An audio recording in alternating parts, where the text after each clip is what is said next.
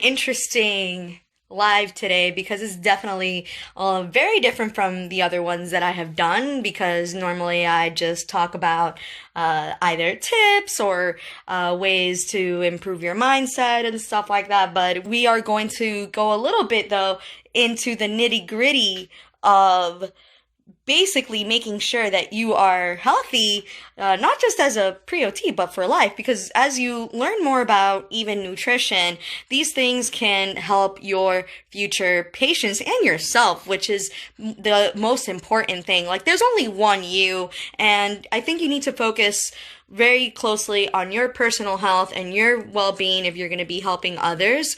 And so I'm going to share a little bit of some of the stuff that I just have been learning and a little bit about my story. So I have what's called hypothyroidism, and for those of you who do not know what that is, that basically means that what is up, Liana? Thank you so much for joining. So yeah, what that basically means is that the thyroid gland does not produce enough thyroxine, TSH, right? So let's take it a little bit back and just talk about the thyroid. The thyroid produces thyroxine, right? But in order for the thyroxine to be released, the brain has to stimulate the thyroid in order to do that. And it will do that with TSH. And TSH is produced by the pituitary gland in your brain. So pretty much thyroid function starts in the brain. Ever since that, like I was a child, I've been told that I'm going to need to take a medication to regulate my hypothyroidism. And right now I'm in a unique challenge for myself because I am changing my diet drastically and really have found out that I can reverse my hypothyroidism. It's possible. Doesn't necessarily mean it's going to happen, but I can attempt to. That it's possible for me to do that if I get on the right diets and the right nutrients that I need. So basically what I have learned, and I want to share this with you because I know, especially in a group, Facebook group of over 330 people, I am not the only one dealing with this. So I wanted to just share my journey a little bit with you guys and just kind of show you what I've been learning and how this has helped my overall health. And this can help you if you have hypothyroidism. And if you don't know how hypothyroidism can affect you, it basically can make you feel very fatigued. It can lead to weight gain. It can lead to, as well as loss of hair. So you'll experience some hair loss and stuff. So I've just been on a personal journey of just experimenting with different foods and whatnot. And I know, again, I'm not the only one in this Facebook group that is dealing with hypothyroidism. I know that it could affect your studies and just your life in general. So I kind of just wanted to share some of the things that I've been eating. Again, the way that the thyroid works. Let's just start a little bit with the beginnings of it. It all starts in the brain. The pituitary gland releases THS, or thyroid stimulating hormone. The thyroid gets stimulated and produces thyroxine, and that's what can keep your energy levels up and allows you to just be healthy. And it impacted me personally on a very deep level because I was just very fatigued and I didn't really know why. I didn't know the right foods to be eating, and it just led to a lot of confusion because especially when you have doctors telling you that for something such as hypothyroidism, you need to take it for the rest of your life. Here we go. I have officially eliminated soy out of my diet. I've eliminated gluten, so I'm now on a gluten-free diet.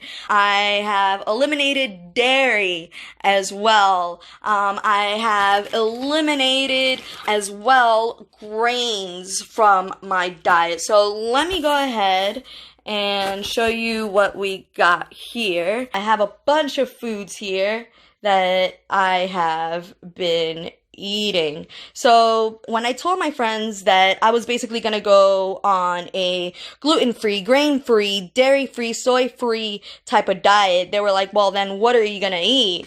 To me, it just seems like logical, because what I'm doing is I'm just cutting off a lot of the processed foods that lead to a lot of autoimmune disorders that we have nowadays, such as diabetes and thyroid diseases that we have, rheumatoid arthritis even, and celiac disease, which is a gastrointestinal problem, and all this stuff can just play a huge role in your everyday life and keep you from doing the activities that you want to do. This is some of the stuff that I have now been eating. I have totally cut out like rice and breads from my diet, which is really, really unusual for me. I love rice, breads, pastas, cereals, all that stuff, but like, let's just think about it. Like, it's not real food. And the research is now showing that all of this stuff is leading to a lot of the immune disorders that we have nowadays in today's society. And it could be impacting you. I have gotten bananas and carrots and a mixture of vegetables, which has it has carrots and snow peas, as well as mushrooms and onions and red peppers, broccoli. Though I know that if you're going to be eating something for a hypothyroidic diet to improve your levels. So really what I'm just eating is a lot of eggs and lean meats, lean meats, wild caught fish and salmon, blueberries and carrots. Like, I made a list of things that I am going to basically be eating. So buy breads and pastas and fried foods like pizza and, fries, grits, and just burgers, like all that stuff is basically going to be cut out. And it's incredible that we just have made that such a staple to our everyday diet. These are basically considered brain foods in a way. Like, if you're just eating natural foods, like imagine what this could do to people's overall health. And I wish that somebody would have told me back then that if I were eating what I'm eating right now, avocados and kombucha, I'm putting lemons in my water, apples, gluten-free bread, but I want it to be high in fiber because I know that if I start cutting out gluten from my diet, I could be missing out on a lot of nutritious fiber. So there's a lot of nutritional aspects to a lot of diseases out there, especially autoimmune diseases such as, again, diabetes, and as well as celiac disease and rheumatoid arthritis. These are foods that could literally be changing people's lives. So I really highly recommend that you get to the root of your condition. I actually on here, on this board too, was just kind of basically put what I should be eating, I should be focusing on certain nutrients. Personally, because I am hypothyroidic, I need to be focusing on a diet that is really high in B12, magnesium, zinc, and protein. I also need to be eating a lot of foods that are really high in iodine and selenium. And so, I know that I need to be eating a lot of wild-caught fish and meats, vegetables, fruits, nuts, legumes, lentils. All of this stuff, really, if you come to think about it, is not real food. Gluten, grains, all of that stuff is just pretty much man-made and not natural. Dairy, again, has also been linked to a lot of inflammatory diseases, but all the fruits, nuts, vegetables, they're very likely to have anti-inflammatory properties. So, I made a list of foods that are rich in the categories of the nutrients that I need. So, B12 salmon is very, very high in B12. So is tuna, beef, and eggs. Magnesium, or almonds and Brazil nuts, which are very, very high in selenium as well. So my point is that I think if you encourage your future patients, and if you yourself are dealing with a condition that they're telling you need to start taking these medications for the rest of your life, that do not necessarily just be dependent on what that doctor said, because they may not be getting to the root of the problem. I was told, just take this medication for the rest of your life, and that is it. I was never told that maybe the reason why my hypothyroidism may be caused is because I'm not getting enough B12 in my diet. Maybe that's why my thyroid is not functioning. I was never told that maybe my thyroid is not functioning like it's supposed to because I'm not getting enough magnesium in my diet, or I'm not getting enough zinc and protein.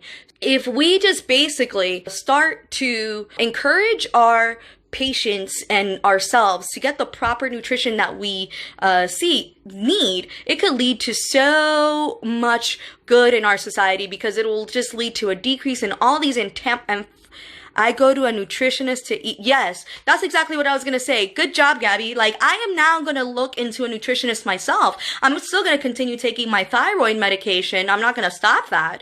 But my hope is that as I eat the proper foods that my body requires in order for my thyroid to function, is that I am going to need maybe a lower dosage and eventually not need it at all, because these foods and these proteins are just going to be a part of my everyday life.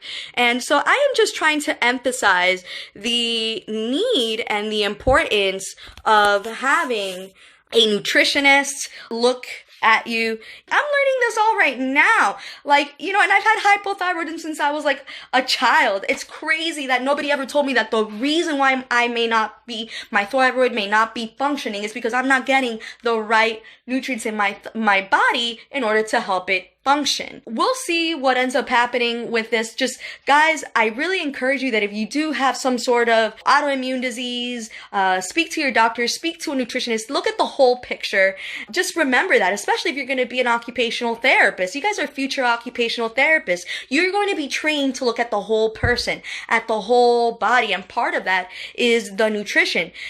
So if somebody's being impacted, their life is being impacted by diabetes, like, what does that look like, and what can you as a future therapist do to help them get back to their everyday life things that they may be missing out on because of that? In my case, it was a little bit of brain fogginess, and I was fatigued and tired, which, made it difficult for me to study, all that stuff. But I actually, long story short too, I will say that ever since I implemented this diet now, a week and a half ago, I feel a difference. I'm definitely not as tired. So I definitely see that something's going on in my body, and my body is responding in a way that is this is good. So I'm hoping that this will help me, and hopefully maybe sometime in the future I won't need to be on my thyroid medications. And the same thing is for diabetes. That's another autoimmune disease that we hear a lot about. If you just make the right changes to your diet, you can reverse it. The reason why people are still diabetic is because they will take the diabetes medicine, and their blood sugar will be controlled, and it's where it's supposed to be, but they're still eating the same crap that they were eating before. So of course they're not going to experience change, because they're still eating the same crap. Foods that are high in sugar, foods that are processed. Again, very, very natural foods that are going to help you function. And I really believe, this is just my opinion, I'm not a nutritionist, so please don't take this that this is a go-to diet for you. Again, speak to your doctor, and if you have a specific condition that needs further analyzing, I encourage you to seek nutritional help, because it may make all the difference in your life. And that's what I think is a part of occupational therapy too, is just referring as well to the right resources and people that can help.